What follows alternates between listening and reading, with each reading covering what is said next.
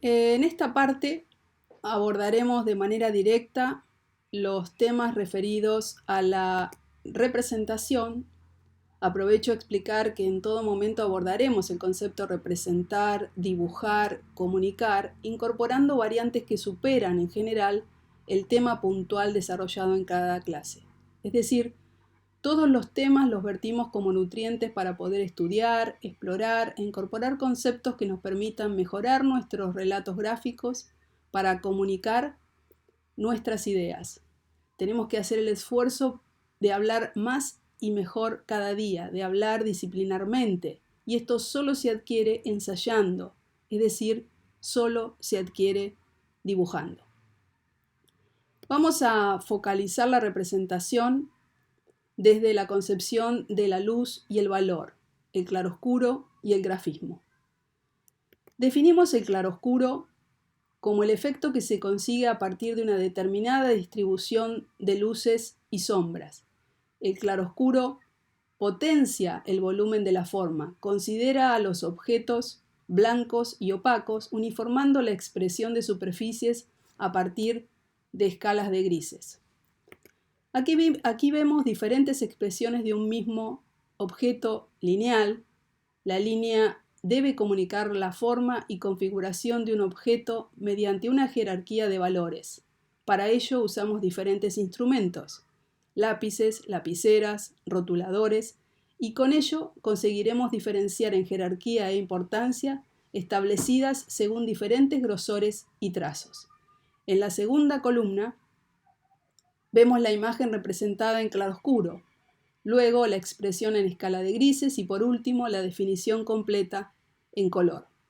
Incluso la expresión de la textura del objeto dando idea de materialidad, de materia. Es claro que la luz define y determina la obtención de las mayores cualidades de los objetos. La representación de una implantación es lo que vemos aquí en maqueta y la imagen superior expresada en las dos dimensiones del papel soporte, implantación con sombras, como efectivamente deben presentarse este tipo de registros, con sombras. Una implantación siempre necesita el detalle y el dato de la sombra arrojada.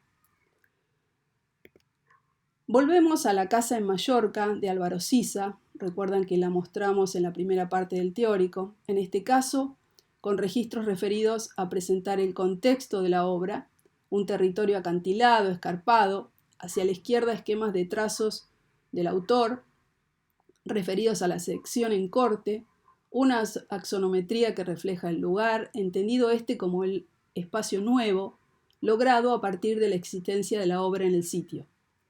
Las plantas, los cortes, vayamos viendo y analizando la manera de representar en cada caso, pongamos nuestra atención en los trazos diferenciados, los valores de líneas, más o menos acusados, los trazos que evidencian el espacio que está en corte y el espacio que está en vista. La manera de representar el suelo firme en los cortes, fíjense la gráfica, estas bandas que se perciben como grises, pero efectivamente están representados por una sucesión paralela de líneas suaves y continuas a 45 grados. Perceptualmente el ojo distingue zonas grisadas que efectivamente no lo están, pero por la cercanía de los trazos se perciben como tal. Otro tipo de registros más sueltos, resueltos con líneas más orgánicas, con incorporación de colores, grafismos, para lograr efectos de profundidad. Relatos que tal vez nos sirvan para comunicarnos con nosotros mismos, para saber qué estamos pensando, ese diálogo tan fructífero que se da entre la mente y la mano, entre la mano y la mente. Es decir, no son registros de presentación de un proyecto con determinadas codificaciones más rígidas, más codificadas, porque responden justamente a un código establecido, sino todo lo contrario, son dibujos blandos, amigables, que adicionan anotaciones de todo tipo, dibujos expresivos, contundentes y que comunican cantidad de datos sobre lo que estamos viendo y pensando. Otras técnicas, otros fondos, otros instrumentos, las líneas más acentuadas, los planos trabajados con grafismos, llevan adelante determinadas intenciones basadas en acercar o alejar, nos muestran diversas maneras de comunicar los espacios. No olvidemos esto de comunicar de la mejor manera que podamos, con la incorporación de los elementos que consideremos más adecuados para hablar integralmente, hablar disciplinarmente, hablar utilizando discursos gráficos. Vamos viendo en estos registros cómo van apareciendo los grafismos, con esos trazos que se van sumando unos con otros, que se superponen, el efecto que da con grises más tenues, más acusados, con sensaciones de luces y sombras muy dominantes. Otras formas, otros recursos puestos en juego, utilizando viromes o lapiceras comunes, los trazos se enfatizan, otros se pierden, otros se cruzan y se cargan de intencionalidad. Cada uno debe ir buscando la manera de expresión que mejor lo represente. Cada uno de nosotros, cada dibujante debe buscar la manera que mejor lo represente para fortalecer su comunicación, y esto se adquiere probando, explorando, dibujando. No hay otra forma. Vamos viendo cómo los objetos se muestran a partir de un trabajo minucioso de líneas, en un sentido, en otro, trazos que se suman a otros. En el de la izquierda observamos el efecto puntillismo, sobre todo para el trabajo de fondos. Pero en todos los casos los trabajos tienden a reforzar la presencia del espacio, de las profundidades. Vemos la manera en la que se trabajan las materialidades, los elementos horizontales pisos, los elementos naturales vegetales, las luces, las sombras, los efectos de aquello que está más cerca y aquello que está más alejado, los distintos planos. Tratemos de poner atención a los efectos que percibimos, lo que está aquí, lo que está ahí y más allá, las luces, las sombras, y con eso se transmite. ¿Por qué se transmite de esta manera? Pongamos atención en los trazos, las maneras que se presentan. Los miramos una vez más, vemos cómo están hilvanados, concatenados unos con otros para que efectivamente veamos lo que vemos, entendamos y comprendamos aquello que estamos viendo. Los instrumentos. Los lápices, las barras de grafito, ambos se utilizan con intenciones diferentes y los resultados también lo son, según se utilicen grafitos más duros, los H, o más blandos, los del tipo B. La dureza y la blandura, y con ellos el resultado obtenido. Fijémonos cómo cada lápiz devuelve, cada grafito devuelve un tipo de registro, un tipo de expresión. Los duros hacia la izquierda, los blandos hacia la derecha.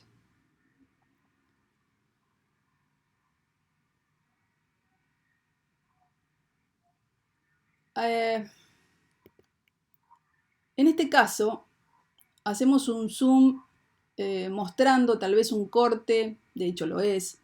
Mostramos un corte de una hoja de papel con textura, con buen gramaje, buen cuerpo, de ese tipo de soportes que presentan buenas aptitudes para poder sostener o soportar los dibujos.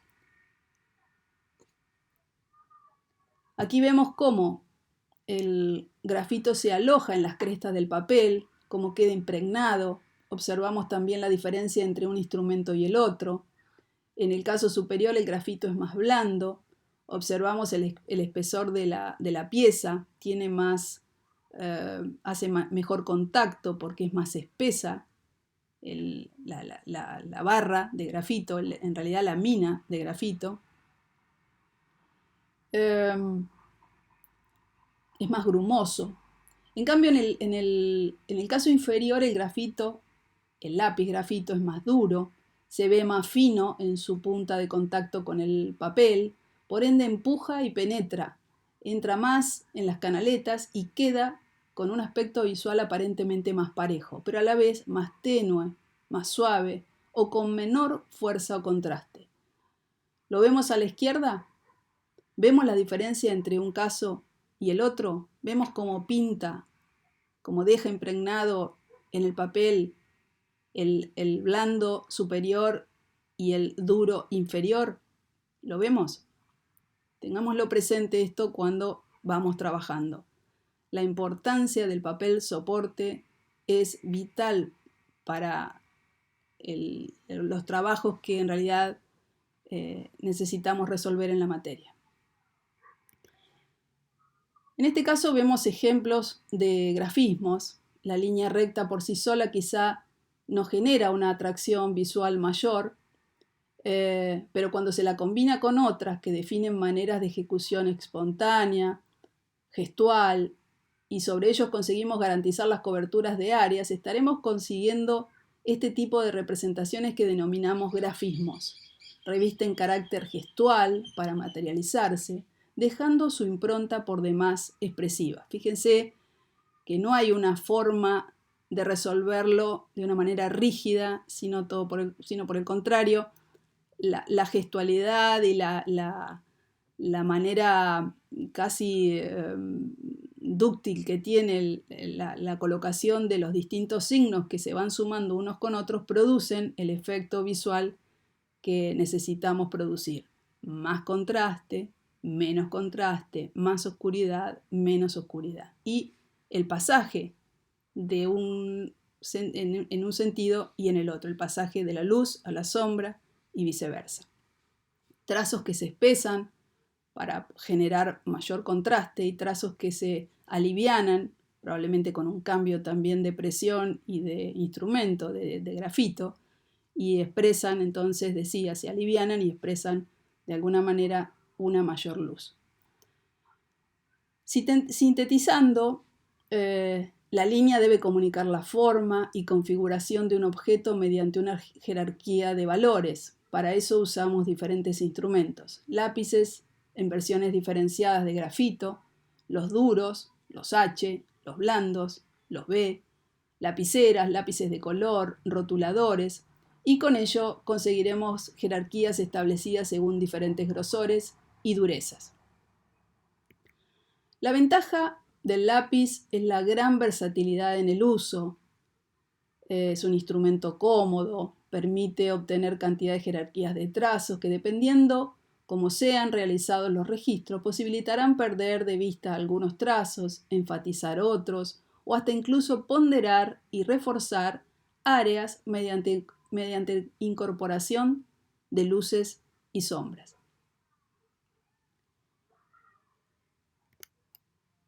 Vamos viendo que ninguna línea se quita o se borra, sino más bien se procede a trabajar los trazos que configuran los espacios en base a la intencionalidad lumínica buscada. Es casi el cerebro quien guía a la mano y a veces es el ojo el que va guiando, dejando que entre ellos puedan ejecutar tal cual la intencionalidad buscada. Otro ejemplo, en este caso resuelto solo por trabajo en los planos. Fíjense que no hay línea de borde, el espacio se percibe de alguna manera por trabajo de luces y sombras y no por el contorno de aristas. Algunos ejemplos que nos permiten observar diferentes maneras de trabajar luces y sombras. Pongamos atención a la manera de ejecutar los reflejos, quedan en blanco, según el blanco del papel, puede ser una opción. Observamos hacia el inferior de la pantalla la escala de valor que va de la máxima luz a la oscuridad en 9 pasos. Podrían ser más o menos pasos. Estos harían que los saltos entre celda y celda se vieran más o menos abruptos en los pasajes, en los saltos de una hacia la otra. Pongamos atención a la técnica utilizada. La escala está resuelta mediante la utilización de grafismos. En este caso son líneas sueltas Vemos que aparecen más suaves y sutiles hacia la luz y que progresivamente van acercándose y juntándose, van densificando y ocupando las áreas a cubrir. Cubrir los campos, las celdas, las líneas se suman, se mezclan, se entrecruzan y progresivamente van perdiendo luz, o dicho de otra manera, expresan luces o suman sombras. Ni la luz es puramente blanca, ni la sombra es puramente negra. Eso depende del tamaño de la escala. Si, por ejemplo, en lugar de 9 fuese mayor la cantidad de celdas, es probable que los pasajes entre una y otra, como lo anticipaba, fueran más sensibles, más similares, menos abruptos, es decir, menos evidentes. Aquí, en la presentada, es clara la diferencia entre el gris 3, correspondiente a la tercera celda, y el gris 5, correspondiente a la quinta celda. En trabajos próximos ya experimentaremos cómo es y de qué se trata la equivalencia de los tintes de color y sus respectivos valores de gris. Lo proponemos como la segunda parte del ejercicio presentado.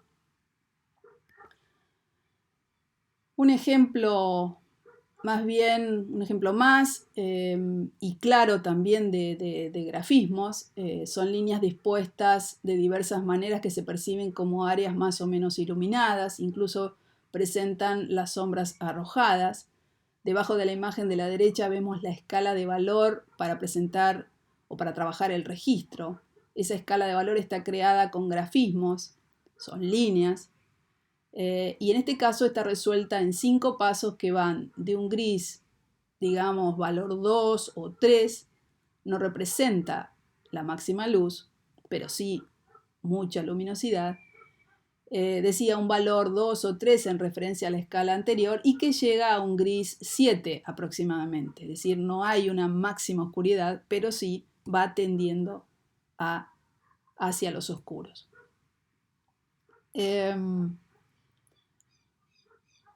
Otros ejemplos de grafismos, observen los trazos, observen las maneras de resolverlos, nos podemos imaginar la punta de los lápices, los tipos de grafito, más duros, más blandos, las líneas se acercan y configuran mayor oscuridad, se alejan hasta cierta posibilidad de alejamiento y expresan luminosidad. Hasta cierta posibilidad de alejamiento porque cuando se alejan demasiado, efectivamente el efecto producido no es el de luminosidad, sino es una cantidad de líneas cercanas, pero no se percibe un efecto de gris buscado.